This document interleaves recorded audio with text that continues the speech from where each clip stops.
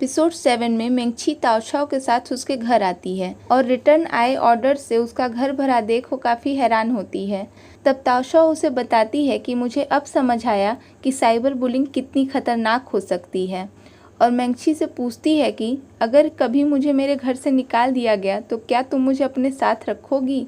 ये सब देख मेंगछी ताओशाओ की इस हालत के लिए खुद को जिम्मेदार ठहराती है, क्योंकि अगर उसने पहले ही बता दिया होता कि ली चैंग की रिपोर्ट उसने की है तो शायद ताओशाओ के साथ ये सब ना होता। पर ताओशाओ उसे ये सब सोचने से मना करती है। फिर वो दोनों सोचने लगती हैं कि इन रिटर्न आए सामान का क्या करें, क्योंकि अभी तो ताओशाओ के लिए यही सबसे बड़ी प्रॉब्लम थी। पर तभी मेंगछी को आइडिया आता है कि क्यों ना हम मॉडल्स की हेल्प लें, जैसे बड़े स्टोर्स लेते हैं। पर ताओशाओ का तो ना स्टोर ही बड़ा था और ना ही उसके पास पैसे थे कि वो मॉडल्स पे खर्च कर सके। तो फिर वो दोनों दूसरा तरीका सोचने लगती हैं। तभी ताओशाओ के घर पे वेंशुआ का एक पैकेट डिलीवर होता है। पैकेट पर वेंशुआ का नाम देख मेंगछी को फिर एक आइडिया आता है और वो ताओशाओ से कहती है कि क्यों ना हम हैंडसम वेंशुआ को अपना मॉडल बनाएं। पर ताओशाओ ये सोच के कंफ्यूज होती है कि हैंडसम वेंशुआ कैसे लड़कियों के कपड़े पहनेगा, जिस पर मेंगछी परफ्यूम के ऐड का एग्जाम्पल देते हुए ताओशाओ को समझाती है कि हम वेंशुआ को एज ए बॉयफ्रेंड पोर्ट्रेट करेंगे, जिससे कि ये मैसेज आए कि अगर कोई लड़की ताओशाओ के डिजाइन किए हुए कपड़े पहनेगी तो उसे हैंडसम वेंशुआ जैसा बॉयफ्रेंड मिलेगा। ये आइडिया ताओशाओ को भी बहुत पसंद आता है और वो दोनों खुश होती हैं। पर अब सवाल था कि हैंडसम वेंशुआ इसके लिए मानेगा कि नहीं। फिर नेक्स्ट सीन में हम ताओशाओ को हैंडसम वेंशुआ के पास देखते हैं, जो कि उसे इस बात के लिए कन्विंस कर रही होती है। पर क्योंकि हैंडसम वेंशुआ को इस बात पर बिल्कुल भी कॉन्फिडेंस नहीं था कि वो ये कर पाएगा, इसलिए वो मना कर देता है। जिस पर ताओशाओ उसे भरोसा दिलाते हुए कहती है कि तुम्हें बस मेरी बहन के बगल में खड़े रहना है, बाकी मैं संभाल लूंगी। तो फिर हैंडसम वेंशुआ मान जाता है और फिर ताओशाओ उसे उसका पैकेट देकर खुशी खुशी वहां से चली जाती है। हैंडसम वेंशुआ अंदर आकर वो पैकेट खोलता है, जिसमें कि ऐसा पंप होता है जो किसी को भी 1 सेकंड में बेहोश कर सकता है। क्योंकि वो बार बार थप्पड़ खाकर उठने से तंग आ चुका था, इसलिए उसने ये रास्ता चुना खुद को जगाने और सुलाने का।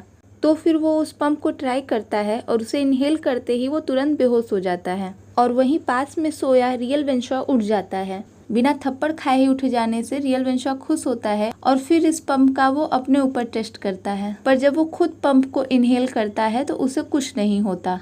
ये देख वो हैरान तो होता है, पर जब वो पंप पर लिखा डायरेक्शन पढ़ता है तो वहाँ साफ लिखा होता है कि मोटे लोगों को इसकी ज़्यादा डोज लेनी पड़ेगी। ये पढ़ रियल वेंशुआ का मुंह तो बन जाता है, पर अब क्या करे।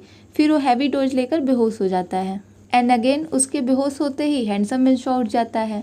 क्योंकि ये पंप बहुत ही महंगा मिला है, इसलिए वो इसे किफायत से यूज करने का डिसाइड करता है और स्टोर पर भी जाने का टाइम हो रहा था, इसलिए वो रियल वेंशुआ को थप्पड़ मारकर ही जगाता है। नेक्स्ट डे क्लास में इंग्लिश का टेस्ट हो रहा होता है और टीचर सबको वार्न करती हैं कि अगर कोई चीटिंग करते हुए पकड़ा गया तो उसे एक्सपेल कर दिया जाएगा।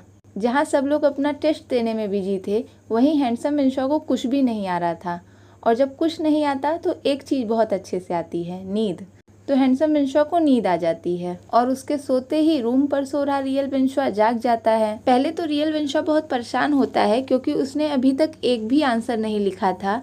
पर तभी उसे एक खुराफाती आइडिया आता है चीटिंग करने का, जो कि मुझे लगता है उस सिचुएशन में कोई भी होता तो उसे आता। तो फिर वो क्वेश्चन याद करता है जो उसने एग्जाम पेपर में देखे थे और बुक्स में उनका जल्दी से आंसर खोजने लगता है और आंसर मिल जाने पर उसी पंप की हेल्प से बेहोश हो जाता है और क्लास में उठकर आंसर लिखने लगता है। क्या मजे है ना।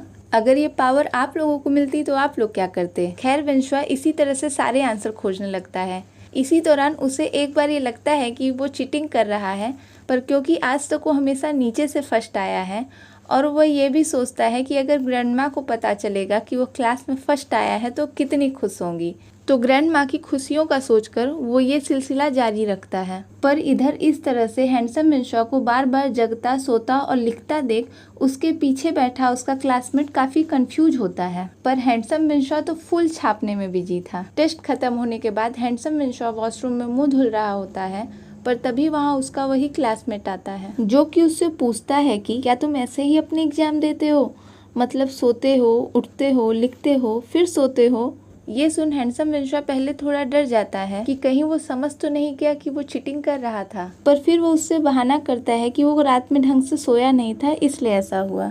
फिर हम हैंडसम वेंशुआ को रूम पर देखते हैं, पर जैसे ही वो पंप इनहेल करने वाला होता है गेट पर कोई नॉक करता है और हमेशा की तरह ताओशाओ ही होती है जो कि हैंडसम विंशॉ को अपने साथ शॉपिंग पर ले जाने के लिए आई होती है। क्योंकि वो उसका मॉडल बनने वाला है तो उसके लिए कुछ अच्छे कपड़े तो चाहिए ही होंगे, पर हैंडसम विंशॉ उसे बताता है कि उसके पास ऑलरेडी कई अच्छे कपड़े हैं जो कि उसे छिगुआंग ने दिए थे। छिगुआंग उसका वही क्लासमेट है जिसने उसे एक्स्ट्रा यूनिफॉर्म ऑफर किया था और क्लास में सोते जागते भी देखा था। फिर हम हैंडसम विंशॉ को फोटो शूट के लिए तैयार देखते हैं। हैंडसम विंशॉ को महंगे और अच्छे कपड़े पहने हुए देख ताओशाओ की सिस्टर ताओशी उसे अमीर समझती है और उसे फुल भाव देती है। और उसके कपड़े देख मेंगशी भी ताओशाओ से कहती है कि क्या तुम्हें नहीं लगता कि हैंडसम विंशॉ एक अमीर घर से है लेकिन वो गरीब होने का नाटक करता है। पर फिर ताओशाओ उसका कंफ्यूजन क्लियर करते हुए कहती है कि वो गरीब ही है, बस एक अमीर के कपड़ों में है। और फिर बताती है कि ये कपड़े उसे छिगुआंग ने दिए हैं। तो फिर फोटोशूट स्टार्ट होता है, पर हैंडसम विंशॉ तो किसी प्लास्टिक मैनिक्विन की तरह खड़ा होता है, ना ही कोई एक्सप्रेशन ना ही कोई पोज, और यहाँ तक कि कैमरे के क्लिक होने पर उसकी आंखें भी बंद हो जाती थी। ताओशाओ बार बार कोशिश करती है पर हैंडसम विंशॉ एक भी फोटो ठीक से नहीं क्लिक करा पाता। वैसे पोज देने में तो मैं भी बहुत खराब हूँ, पर इसके जितनी नहीं। और फोटोज देखकर ताओशाओ और मेंगशी को भी लगता है कि उन्होंने हैंडसम विंशॉ को मॉडल लेकर गलती ही कर दी।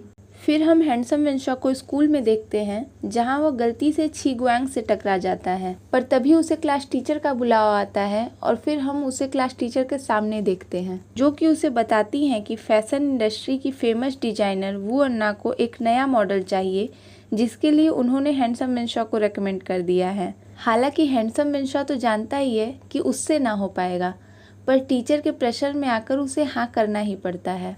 फिर नेक्स्ट सीन में हम हैंडसम विंशॉ को फेमस डिजाइनर वू अन्ना के सामने देखते हैं जो कि उसे प्रॉपरली चेकआउट करती हैं। हालांकि उसके मूव्स एंड पोजिंग स्किल्स तो उन्हें पसंद नहीं आती, पर उसके लुक्स की वजह से वो उसे पास कर देती हैं। और जब हैंडसम विंशॉ सुनता है कि उसे 600 UN पर आवर मिलेगा तो वो भी इसके लिए खुशी खुशी मान जाता है। इधर छिगुआंग देखता है कि स्कूल में हैंडसम विंशॉ से जब वो टकराया था तो उसकी स्केच बुक बदल गई थी, तो अपने सेक्रेटरी को कॉल कर हैंडसम विंशॉ का कॉन्टेक्ट नंबर पता करने को कहता है। इधर हैंडसम विंशॉ वो बुक वू अन्ना के ऑफिस में ही भूल गया था और तभी वू अन्ना की नज़र उस स्केच बुक पर पड़ती है और उसे उठा लेती है। पर जब वो उसमें बने डिजाइन्स को देखती है तो पूरी तरह हैरान रह जाती है क्योंकि वो बहुत ही बेहतरीन थे। पर तभी हैंडसम विंशॉ वहाँ अपनी स्केच बुक खोजता हुआ आता है, पर वू अन्ना उसे छुपा लेती है और विंशॉ को कुछ नहीं बताती। इसका मतलब डिजाइन देख उसकी नीयत बिगड़ गई। वो उसे स्केचबुक कहीं और खोजने का कहकर वहाँ से भेज देती है और विंशॉ भी उसकी बात मानकर वहाँ से चला जाता है। इधर ताओशाओ और मेंगशी उस दिन की फोटोशूट की पिक्चर्स देख रही होती हैं जिसे ताओशाओ ने काफी एडिट कर उन्हें सही किया था, क्योंकि विंशॉ ने क्लिक कैसी कराई थी ये तो हमें भी पता है। फिर मेंगशी कहती है कि क्योंकि अब हैंडसम विंशॉ वू अन्ना के यहाँ मॉडल है तो फ्यूचर में काफी फेमस हो सकता है। ताओशाओ को तो यही टेंशन रहती है कि जो इंसान एक पिक तक प्रॉपर नहीं क्लिक करा सकता वो मॉडलिंग कैसे करेगा। ताओशाओ को हैंडसम विंशॉ की इतनी फिक्र करते देख मेंगशी उसके मजे लेती है।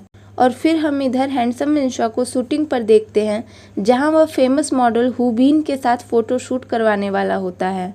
हुबीन वू अन्ना का न्यू डिजाइन कलेक्शन देख उसकी तारीफ करता है और कहता है कि ये डिजाइन्स तुम्हारे पुराने डिजाइन से बिल्कुल अलग हैं। पर हम तो जानते ही हैं कि ये डिजाइन उसके तो है नहीं, पर फिर भी वू अन्ना सारा क्रेडिट खुद ही ले लेती है। फिर फोटो शूट स्टार्ट होता है जहां हुबीन परफेक्टली सारी फोटोज क्लिक कराता है। वही नर्वस और अंडर कॉन्फिडेंट हैंडसम विंशॉ वही करता है जो उसने ताओशाओ की फोटोशूट में किया था, यानी सब बेकार। हैंडसम विंशॉ की खराब परफॉर्मेंस देख फोटोग्राफर भी काफी इरिटेट होता है, जिस पर वू अन्ना उसे शांत कराती है और विंशॉ को आगे अच्छा करने के लिए मोटिवेट करती है। और वू अन्ना को उसे इतना अच्छा ट्रीट करते देख हैंडसम विंशॉ को तो लगता है ये महिला नहीं देवी है, देवी। इधर विंशॉ के फ्लैट पर हम ताओशाओ को उसका इंतजार करते हुए देखते हैं। तभी थका हारा मायूस हैंडसम विंशॉ वहाँ आता है और आज का दिन कितना बुरा गया ये ताओशाओ को बताता है। ताओशाओ उसे मोटिवेट करती है और बताती है कि वो कितना लकी है कि उसे ऐसा मौका मिला। और अभी भी हैंडसम विंशॉ का लटका चेहरा देख वो उसे कैमरा फोबिया दूर करने की कुछ टिप्स बताती है। एज एन ऑडियंस हमें इन दोनों की यहाँ पर केमिस्ट्री देखने को मिलती है, जिससे ये अंदाजा लगता है कि आने वाले एपिसोड में हम इनके बीच में कोई लव एंगल देख सकते हैं या फिर लव ट्रायंगल। फिर नेक्स्ट सीन में हम छिगुआंग को वू अन्ना के शोरूम में देखते हैं जहां वो शॉपिंग करने आया होता है, पर इन कपड़ों की डिजाइन देख वो काफी हैरान होता है।